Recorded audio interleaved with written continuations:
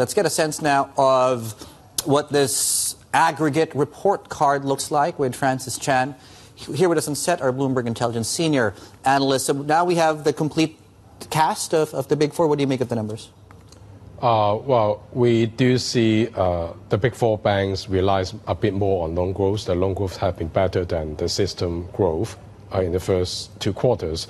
But margins is another pain point. Obviously, some stabilization for the banks. But 1 or 2 banks like ICBC, we still see sequential decline, which is not a good sign.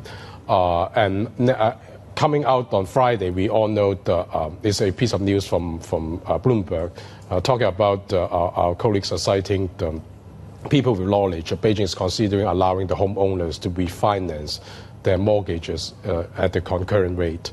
So that's another possible hurdle for the banks to revive their margins. Tell us a bit more. You've been crunching the numbers a little bit. How much more pressure could we see on margins if in fact we see some sort of policy like this? We don't have the exact number because we don't know the the yield of the existing mortgage portfolio. But just give you some numbers for reference. Sure. As of July, the newly land mortgage rate in China average 3.4% according to the central bank. But from, for instance, September 21 to the end of 2022, we are talking about 4.1% to 5.7%. So that's a huge gap. If those mortgages can be refinanced at the concurrent rate, you can do the math yourself. And mortgages are accounting for about 1/5 of the loan book for the Big Four banks.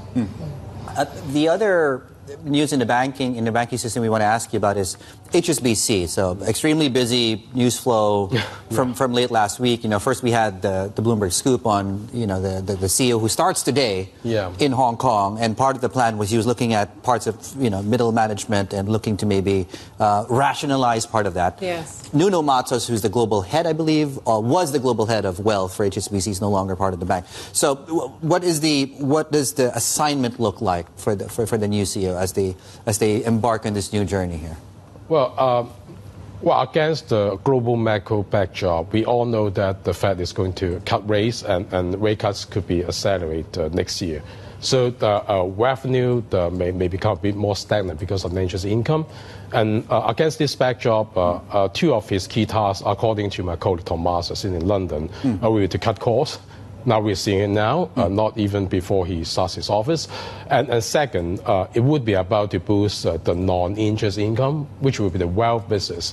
And it also somehow explains why he starts in Hong Kong, to talk to the people in Hong Kong. Hong Kong is basically HSBC's leading wealth hub, and China is another key growth market for his wealth business.